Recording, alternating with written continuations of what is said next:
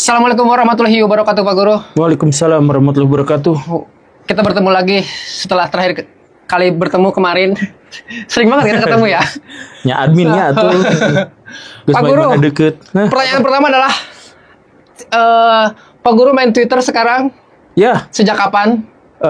sejak beberapa bulan yang lalu. Dan yang saya tahu Dan tuh dibully. iya, Gembulikum. Namanya Gembulikum. Iya, Gembulikum. Jadi Twitter saya namanya Gembulikum ya. Dan untuk pertama kalinya kemarin trending Oh, trending betul, Gembulikum dengan tweet yang saya bacakan dulu, Pak Guru ya. Hah? Tweetnya adalah 1,5 juta penonton dilihat, 1,5 juta tayangan. Hah? Indonesia dari dulu dukung Palestina, demo sana sini, nyumpahin sana sini. Hah? Bagian ditawari nampung warga Gaza sebagai Ya, pengungsi, itu kata-kata langsung saya. ketar-ketir cari alasan sana sini. Sebelum Pak Guru menjawab, saya lanjutkan dengan reply dari netizen. Yang pertama, ganti aja username-nya jadi Nas Gembul alias Zionis berbulu domba. Lanjut ke, kata gue sih mending olahraga, udah kelebihan lemak kayaknya.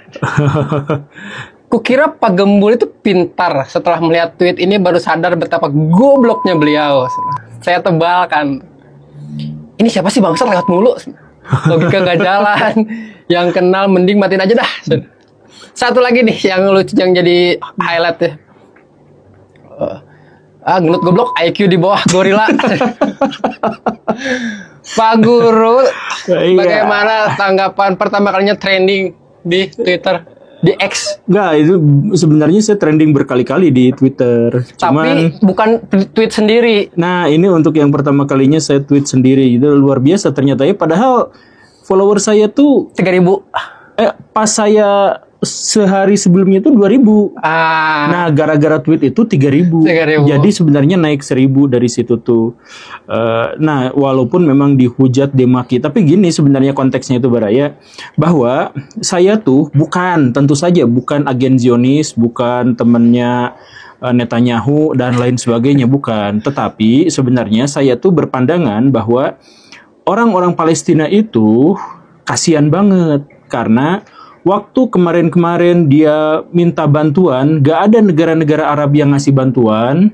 Ya paling Iran juga kan ya sangat terbatas gitu ya. Atau misalkan ya gak ada yang lain kecuali organisasi-organisasi non pemerintahan gitu kayak Hizbullah atau Houthi atau apa ya, kayak gitu aja gitu kan. Jadi warga Gaza itu saya bayangkan sebagai satu kecamatan yang besar, kemudian di sana diserang habis-habisan, mau minta bantuan gak ada yang nolongin. Pas sudah hancur berantakan, mau mengungsi, itu juga malah dihalang-halangin. Nah, alasannya, ini salah satu alasan dari, kalau misalkan orang Hamas itu mengungsi keluar, ya nanti ditinggalin, nanti itu untuk orang Israel, ya gak gitu juga ceritanya. Ini mah, jadi kebanyakan dari netizen Indonesia itu, atau setidaknya yang nongkrong di situ itu, berpikir bahwa Palestina itu heroisme gitu. Jadi kacamatanya itu adalah heroisme, kacamata bahwa mereka akan berperang sampai tetes darah penghabisan. Sedangkan kacamata saya yang bolong ini itu berpikir bahwa itu saudara-saudara, itu sesama manusia, itu lagi dihujani oleh bom. Itu sedang sekarang kelaparan, gak punya rumah, gak punya tanah, gak punya apa-apa, semua disatronin gitu. Nah, karena itu maka mereka tuh mengungsi. Jadi bukan mengosongkan kayak gimana. Jadi rumah yang kebakaran itu ya itu sebenarnya adalah perbedaan perspektif, cuman gak tahu gimana ceritanya. Mungkin karena saya tuh populer gitu namanya. Jadi tapi agak apa-apa sih, karena ketika saya buka Twitter juga saya tuh tahu bahwa di situ tuh galak-galak gitu. Iya. Galak-galak banget. Nah, jadi ya, dan saya melihat bahwa orang yang galak, sangat galak itu pun sebenarnya tidak benar-benar galak kalau misalkan ketemuan gitu. Jadi mereka itu ya banyak lah alasannya, tapi ada di antaranya misalkan mereka yang sudah dalam kehidupan normalnya itu tidak mendapatkan nasib yang baik, bisa mengalihkan kemarahannya itu ke media sosial gitu ya, kayak gitu ya. Dan itu adalah sesuatu yang wajar gitu. Tidak bagus, tapi itu adalah sesuatu yang wajar. Atau misalkan bahwa mereka itu kan sebenarnya memang sangat mencintai orang-orang Palestina gitu, atau mereka itu punya ideologi tertentu gitu yang berharap bahwa pemikirannya itu sama seperti pemikiran semua orang, dan semua orang pemikirannya harus sama seperti dia dan sebagainya gitu. Tapi ya nggak apa-apa. Yang jadi masalah sebenarnya adalah tudingan bahwa saya itu adalah bagian dari Zionis. Iya. Gitu. Ya kalau misalkan gitu beneran sih nggak apa-apa gitu. Maksudnya kayak Abu Janda gitu. Abu Janda dibully, tapi kan dibiayai. Yang rugi itu saya nggak ada hubungannya, nggak dibiayain juga, endorse nggak ada, nggak ada dari mereka, masih dikatain sebagai agen Zionis dan kemudian dituding-tuding. Ya, tapi sebenarnya saya tuh lebih berharap bahwa saya itu di-endorse-nya sama pemerintah Saudi Arabia sih. Dalam hal apa? Kalau ada. Jadi pemerintahan Saudi Arabia itu sekarang sedang ada dalam sebuah transisi yang cukup mengkhawatirkan, bahkan untuk rajanya sendiri dan putra mahkotanya. Jadi mereka itu kan sedang transisi untuk memindahkan ketergantungan mereka terhadap energi bahan bakar fosil, berubah menjadi sesuatu yang lain. Nah, sesuatu yang lain itu apa? Pariwisata kah? Nah, sekarang tuh ngejarnya pariwisata. Ngejarnya itu event-event bola, konser-konser, apa yang segala rupa. Karena pemerintah Saudi Arabia juga sadar betul kalau misalkan memindahkan energi fosil ke misalkan peradaban industri, itu butuh waktu yang lama banget. Eropa juga butuh waktu berabad-abad untuk bisa menjadi seperti itu. Nah, Saudi Arabia sadar diri, jadi mereka fokusnya apa yang bisa sekarang digarap gitu. Ya, dan makanya mereka bikin neom gitu apa gitu. Ya, dan terlihat juga banyak video-video muncul bahwa ada konser-konser di Arab tuh. Dan seperti banyak orang yang menentang, apakah karena Saudi Arabia tuh negara Muslim, jadi kayak ini tuh harusnya nggak boleh dong.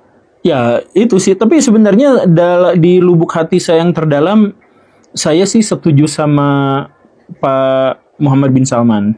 Ya betapapun dalam banyak sisi saya tahu beliau tuh kejam gitu dan keterlaluan gitu. Cuman kebijakannya untuk memodernisasi Arab itu wajar, saya setuju gitu.